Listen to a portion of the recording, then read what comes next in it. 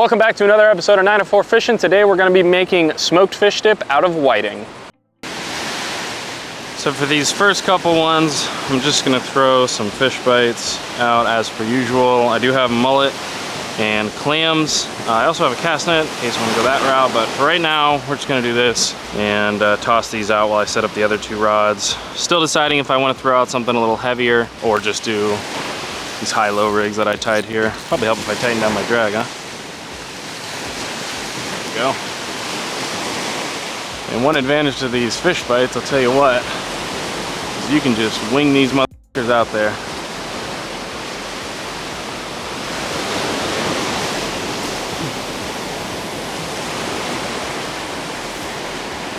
Perfect. Set that down in the rod holder. Get that slight bend in the rod, that's what we're looking for. I don't know, I don't really have heavier line today. Kind of just going for something a little thinner, or a little, you know, smaller. Nothing too crazy. So, I don't know, we'll see. Maybe I'll just go for smaller stuff. Alrighty. I reckon that'll do. Alright, I'm actually seeing, I don't know if you guys will be able to see it, but I'm seeing mullet jump in the surf like right here. Let's see if I can get that on camera real quick. So I'm definitely going to be throwing out some mullet here shortly. Because if there's schools of mullet in the surf getting chased, then that's something that I want to be a part of. Alright, I'm throwing some mullet out because I'm seeing a ton of mullet jumping, so we're gonna reevaluate our bait choice here. There's actually a surf school down there. I didn't even know we had surf schools here. Which, by the way, pro tip for you guys, if you guys got a bait runner like this, set the top of this facing directly towards the ocean, so that way you know if it's moved at all from that position, it means your drag's gone out and something's taking your bait. Pro tip. Well, I was gonna fly the drone. Approached edge of altitude zone. But if you guys look, I have critically low battery. So critically low home point updated. Apparently, we're gonna let that charge because I do have a battery with me. But we're gonna let that charge. I need to get extra batteries for it, honestly. So, guess we'll get some wicked drone footage here in a little while. Stay tuned.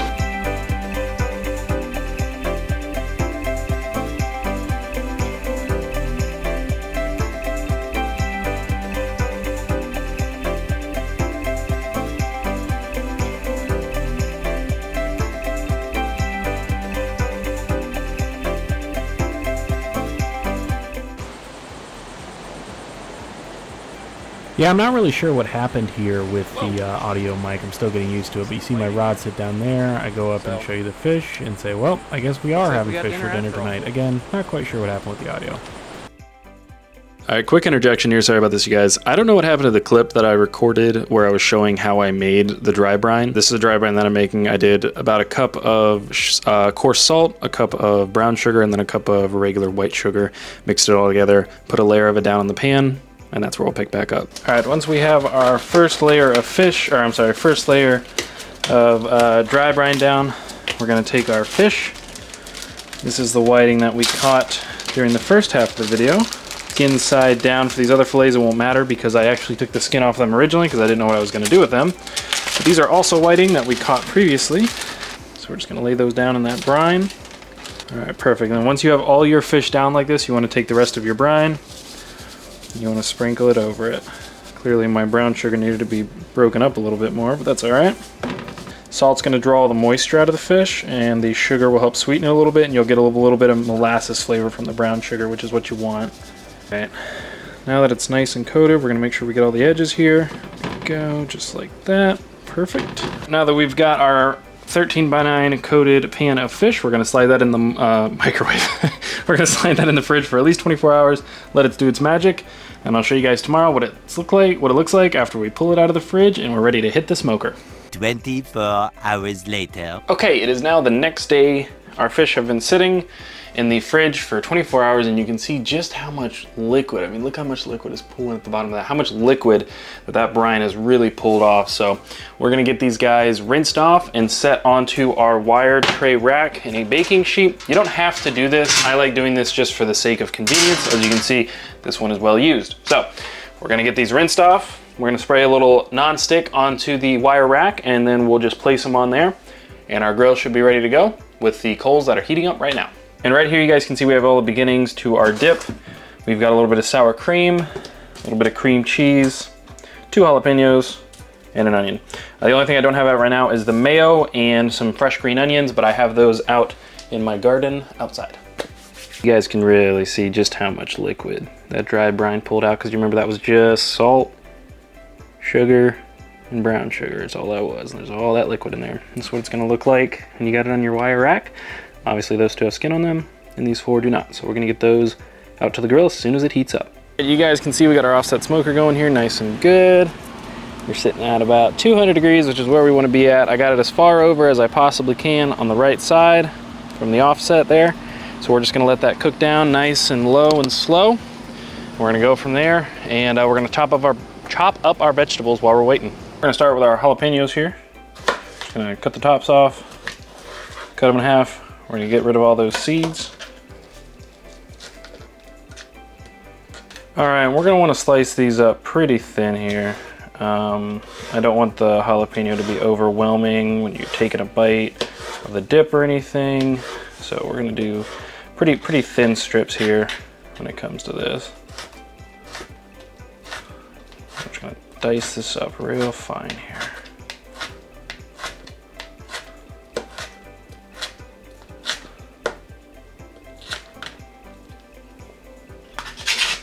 Put this on our container for later. We're gonna rinse and repeat with all the jalapenos. Alrighty, there we go. We're gonna move on to the onions now.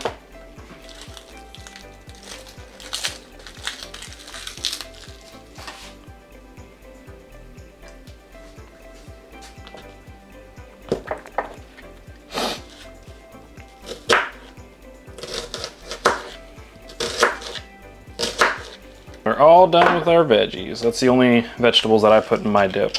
Now, I know a lot of people put celery and bell peppers and all kinds of stuff in their dip. That's perfectly fine. That's just not how I do my dip. I like a little bit of heat from the jalapenos. Again, not a ton of heat because I took the seeds out. Personal preference. You guys want to leave them in, leave them in. And I like the bite of the onion, so we left the onion in there. And then we got our plain cream cheese, our sour cream, mayo. I need to get the mayo out. Shoot. I got my last 2 ingredients out. I got some real lime juice, and I got some Kewpie mayo. You guys can use whatever mayo you want. I prefer Kewpie. So we're gonna wait for our fish to get done smoking, and then we're gonna assemble our dip.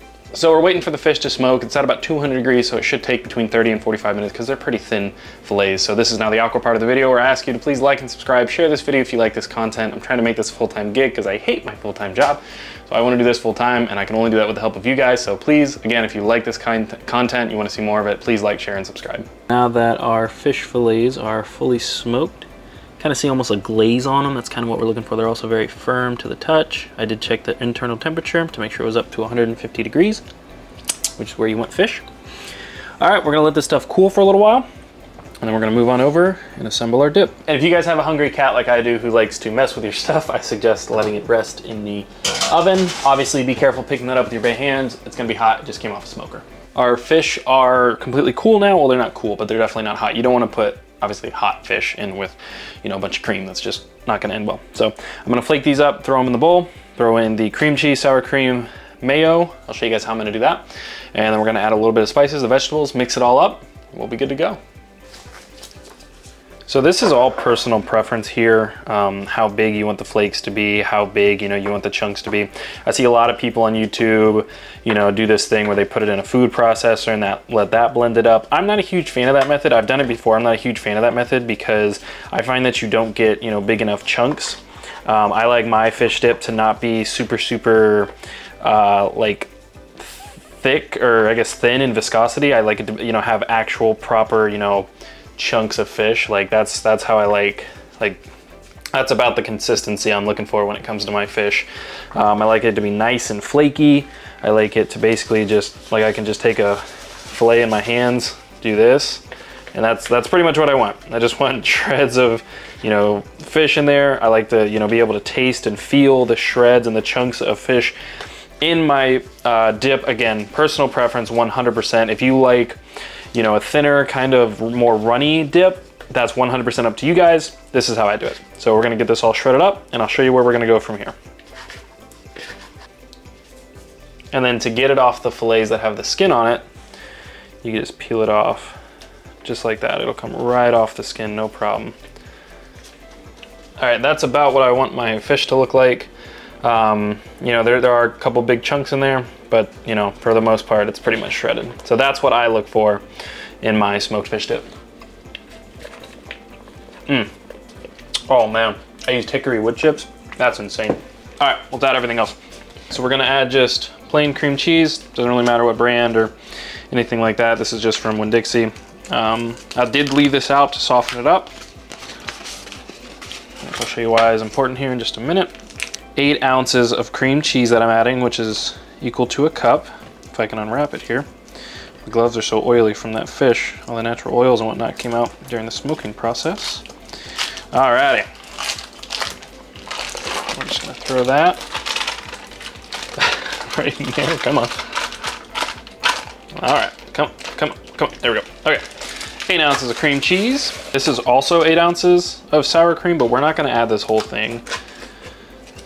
We're gonna add about half of it. And then we're gonna hit it with some Kewpie and or just general mayo. Again, personal preference. Again, I'm gonna do about 4 ounces of that there.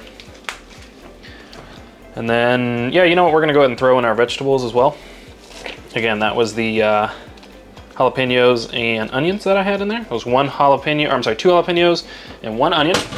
And now we're just gonna mix this up. You can do this a bunch of different ways. Again, I prefer using my hands because it helps you really get it in there, really integrate it. And you get a feel for the viscosity of it and how thick it is or how thin it is. If you use your hands. This is why I wear gloves. Oh yeah, this is coming along nicely. Definitely add a little less than you think you do. If you want it to be a little chunkier, you can always add more. You can't take stuff out. In here, I don't have to worry about mixing it too much and making it tough because the fish is already cooked and it's shredded, so it's not like I'm gonna make it tough, but that's looking, oh, that's looking phenomenal. Let's try that there. Oh, the freshness of the onion. A little bit jalapeno. Oh, that's insane. Let's add a little bit of spices to that. And go from there. We're gonna add a little cracked pepper to that, fresh cracked pepper. And that pre-ground stuff, you want thick peppercorns in there. I like mine extra peppery. I was gonna add a little garlic to it, but honestly, it doesn't need it, so we don't even need garlic. I'm just adding thick black pepper to it. Nice, big peppercorns in there. See that?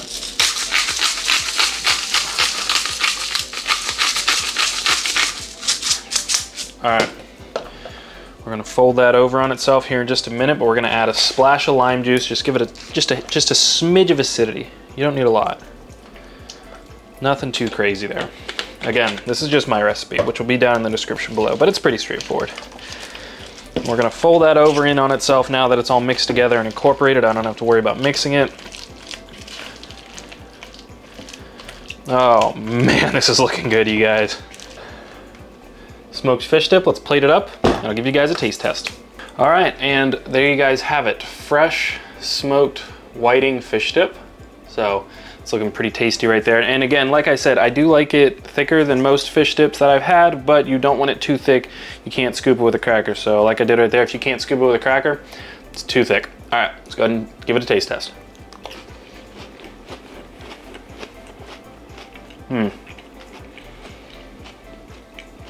Yeah, the smokiness from the fish, a little hint of lime, black pepper, the jalapeno just giving a little extra flavor.